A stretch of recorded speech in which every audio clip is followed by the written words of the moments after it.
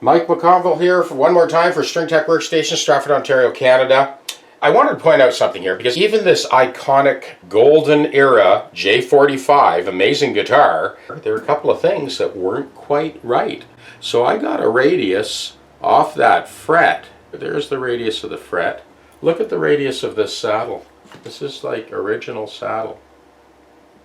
I mean, it's not even close.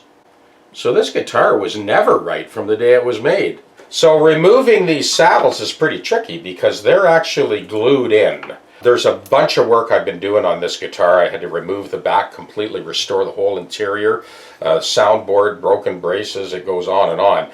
But I have to remove that saddle. So I'm going to give you a step-by-step on how I do this. Because it's glued in with hide glue, we'll need to gently heat it up. So what we have here is some pieces from an old ironing board cover. I've covered the top, confined the bridge so that that saddle is exposed. This heat lamp is 250 watts and we put it on for 7 minutes. We are going to remove the bridge, but right now I want to get that saddle while the bridge is still attached to the top. We have those two pearl dots in there. There's fasteners underneath there that bolt the bridge to the top. But I want to get that saddle out, so I have like a little sausage here. And it's basically a wet cloth. So what we're doing is we're steaming the hide glue to loosen that up, to get it out of there without breaking that lip of the bridge. We'll remove the heat shield and the cloth, and we'll give that a try.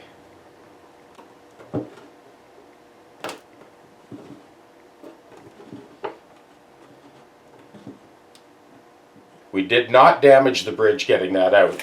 I'm going to put our heat shield and our cloth on there again. Taking another run at it now. Just heating up that one side to get that last little chip of saddle out of the bridge. Remove our heat shield again. And there she goes, nice and clean. Everything came out nice and clean.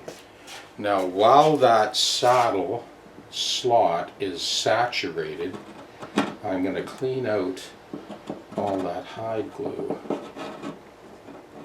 There we go, our saddle's out nice and clean. When the guitar first came into the shop under string tension, you could see that the bridge was lifting on the back edge. So we're going to remove the dots, remove the fasteners, and then remove the bridge. Now at this point, I'm not concerned with heating the bridge up. I'm just heating those dots, removing them, and then we'll remove the fasteners and get ready to slip the bridge off. Okay, we got those two dots out. Now, while it's still hot, I'm removing the hide glue that was sort of put over top of the dots. While it's still soft. Now we're ready to take those fasteners out. Okay, here's our final move to steam the bridge itself off. That sort of damp, it's not sopping wet, it's just like a lightly dampened cloth rolled up into a sausage. That goes across the bridge pinholes.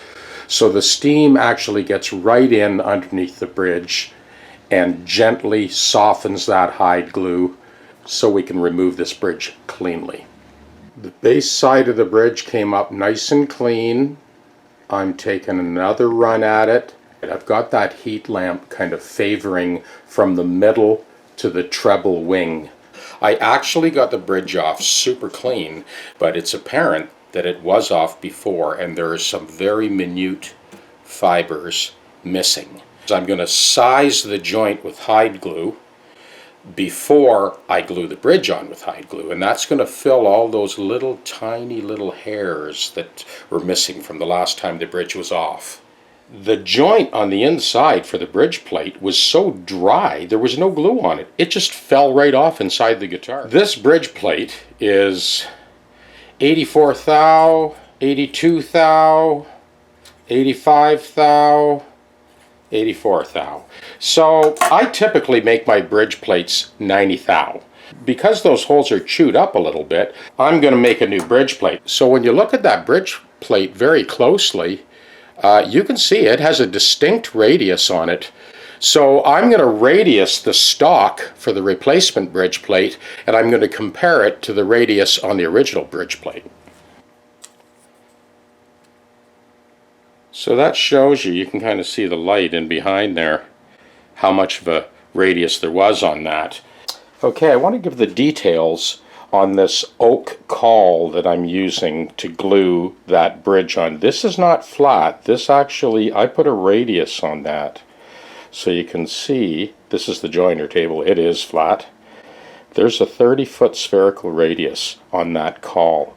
The actual bridge plate itself also has a sanded 30-foot radius on the mating surface to sort of respect that original radius.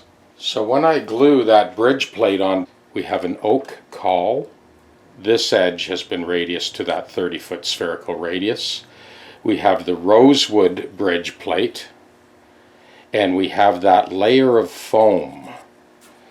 So these two bolts will be torqued down, the foam will compress and pull that bridge plate in tight, right from the tip to tip and right across. That original bridge plate, the maple one, had warped and just fell out. Once we get the bridge plate glued in, then we'll go through the same process again, feed these two fasteners through and have one center clamp and two outside clamps to glue the bridge on. It's not about clamping pressure, it's just about the accuracy of the joint. A good portion of my day was taken up just sort of getting this J-45 on the final run. This is the clamping setup I use. I've got 6 little scoop up sticks for the glue already made up, ready to go. I also have 6 cloths kind of cut out, ready to go. 2 will be wet cloths, 4 will be dry cloths. I have this caul with a little bit of a curvature on it that I put in the center of the bridge between the two fasteners. Riser blocks to clear all the bracing inside. 99% preparation, 1% perspiration. No guessing games here.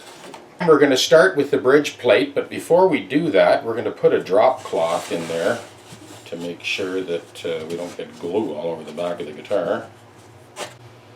We still use the bridge to kind of index, although I'm not gluing it on yet. Okay, so I've got those fasteners in. Now I want to feed those pins through as well to make sure we got that centered.